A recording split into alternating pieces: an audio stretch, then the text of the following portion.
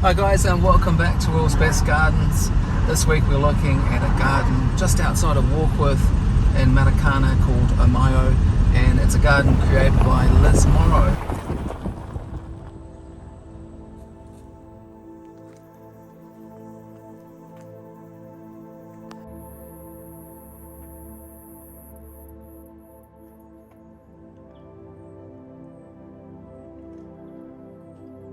We ended up walking down the steps and met with Liz, and she basically discusses a little bit about the history and the different walks around the garden.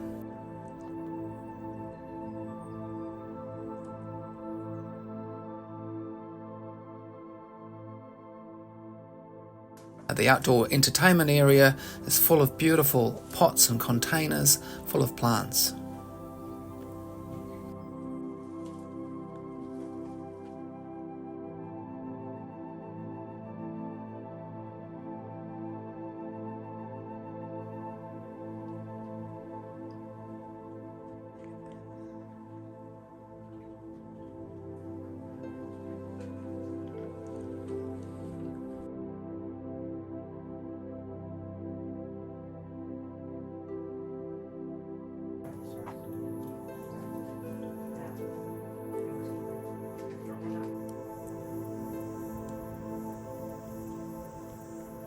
As you can see, the gardens have got a lot of colour in them. There was some salvias and geraniums, and the borders themselves, you can see it's beautifully manicured, smooth curves and flowing contours.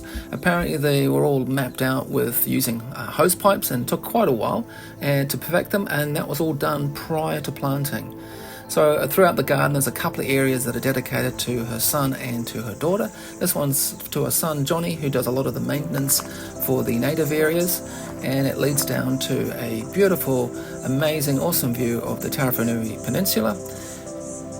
The other part of the garden which really stands out is this little area on the lawn, which features these teak balls, and from a distance they look very interesting, and when you look up it just adds a bit of a difference to it, like a focal point. There's another one here. This is a corrugated iron board done by Jeff Thompson. The other area that's set aside for her daughter is one called Jane's Lane, which we'll have a look at later. So we're just going to continue looking now around the house.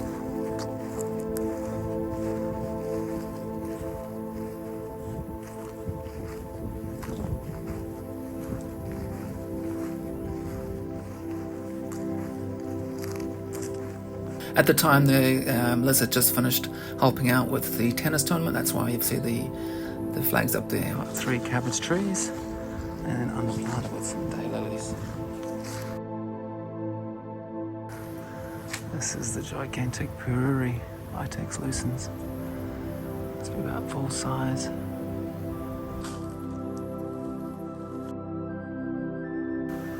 This is the knee cow palm.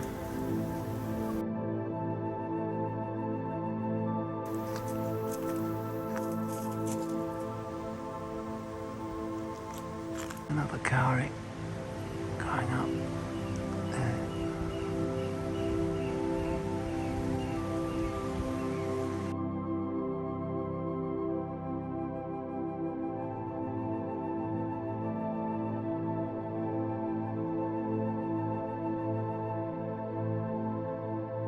And you can just go along there. It just takes you through this very natural native bush area. And this is the kauri that's about 1,000 years old. Have a look at it. There's one big kauri. Some sap from the kauri. That's on the log edging, just to keep the path contained. And as you can sort of see, you can just sort of walk through over bridges and see the real natural New Zealand native plantings. Along the way there's some very nice spots where you can just take a moment to pause and admire the view.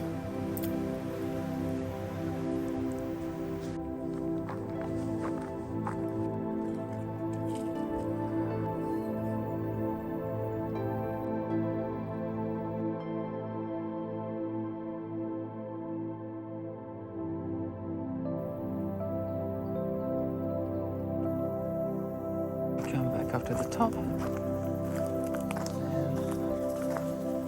this is the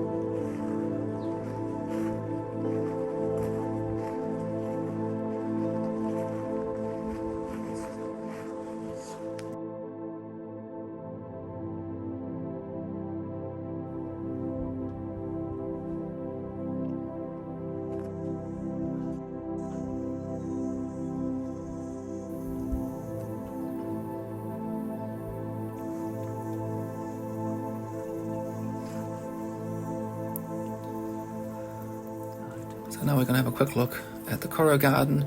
This is a plywood garden made with just a potager with lots of vegetables in it.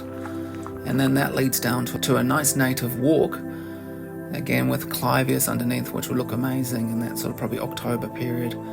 And then as we finish up this garden now, we're just going to take a little time to look at the garden, and definitely worthwhile checking out this garden. I really enjoyed walking around it, and it's definitely a must-see if you're in the Auckland area.